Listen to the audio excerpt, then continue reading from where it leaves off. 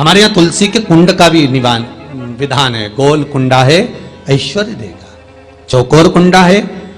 आप लोग कई बार देखे होंगे किसी किसी के यहाँ चौकोर तुलसी का क्यारा होता है, कुंडा होता है, वो वंश बढ़ाता है। षडाकृति का है, वो धन देता है, संपदा देता है। दोष हमारा है, हम तुलसी के कुंडे के नीचे शंकर जी को रख देते हैं। क्यों? कि यहीं तुलसी जी को पानी चढ़ाएंगे, यहीं शंकर जी को चढ़ा देंगे। दोष है। तुलसी के कुंड के नीचे हम सर्पदेव को रख देते हैं, नाग देवता रख देते हैं, पानी चढ़ाएंगे, पात्री रख देते हैं। नहीं, दोष। हम सबको स्वयं अगर गलती करते हैं तो स्वयं को भोगना। कैसा कुंड हो? 7 तरह के कुंडों का व्याख्यान तुलसी के रूप में कहा गया हमारा। पहला गोल, दूसरा चौकोर, तीसरा षडाकृति, चौथा त्रिवेणी, 3 कोने वाला कुंडा। शास्त्र कहता है जिसके मार्ग घर में टुकड़े हो रहे हो, घर विभाजन की ओर हो रहा हो, तो 3 कोण का कुंडा घर में रखकर पूजा करने पर परिवार एक हो जाता है। 5वां, गार्डन में बिना कुंडे का, बिना कुंड का जो तुलसी का पौधा रोपित होता है, बिना कुंड के एक बगीचा जैसा बो दिया जाता है, तुलसी तुलसी उत्पन्न हो जाती है। महाराज, वहां पर संपदा तो रहती है पर चिंता बहुत रहती है, टेंशन बहुत रहता है। क्यों? घर के दरवाजे के बाहर इतनी सारी बगीचे में तुलसा कर दी।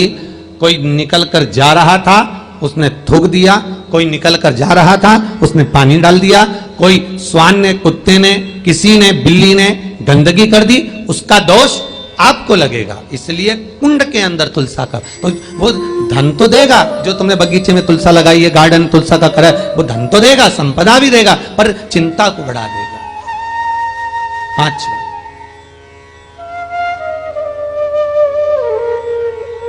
मारा। 6ठा, तुलसी के कुंड को 3 धार पर लटका कर रखना।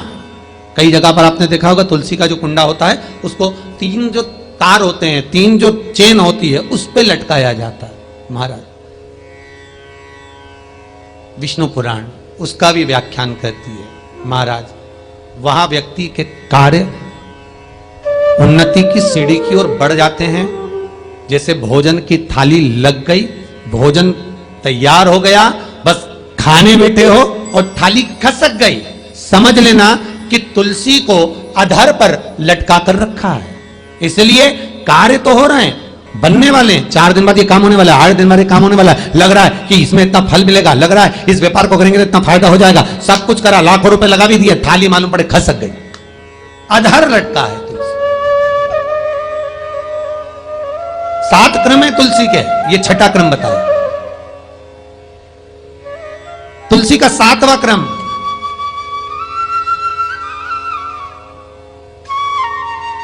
तुलसी का 7वां क्रम है। महाराज, तुलसी का कुंडा जैसा घर के आंगन में है, तुलसी का कुंड जैसे घर के आंगन में विराज रहा है, ऐसा ही छोटा सा कुंड भगवान के लिए रोपित करें। प्रतिदिन भगवान की सेवा करते समय तुलसी का कुंड सम्मुख रखकर उसकी आराधना करना, फिर उस कुंड को वापिस बाहर ले जाकर रखना, फिर दूसरे दिन पूजन के समय पर कुंड को लाकर रखना। हम तो यहां तक कहते हैं, विष्णु पुराण गर्ग संहिता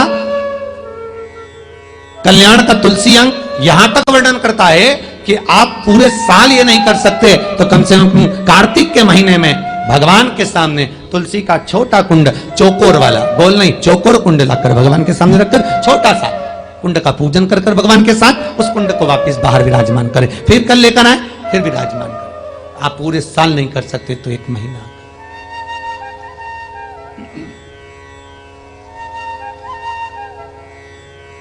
उसका फल 1000 गुना प्राप्त होता है। तो किस चीज के लिए कहा गया कि तुलसी का कुंडा एक बाहर हो, एक घर के अंदर मंदिर के सामने पूजन के लिए रखा जाए?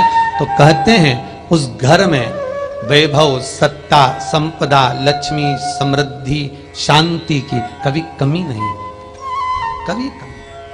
वीडियो पसंद आए तो प्लीज़ चैनल को सब्सक्राइब कीजिए, वीडियो को लाइक कीजिए, अपनों से शेयर कीजिए और कमेंट में हर हर महादेव जरूर लिखिए। धन्यवाद।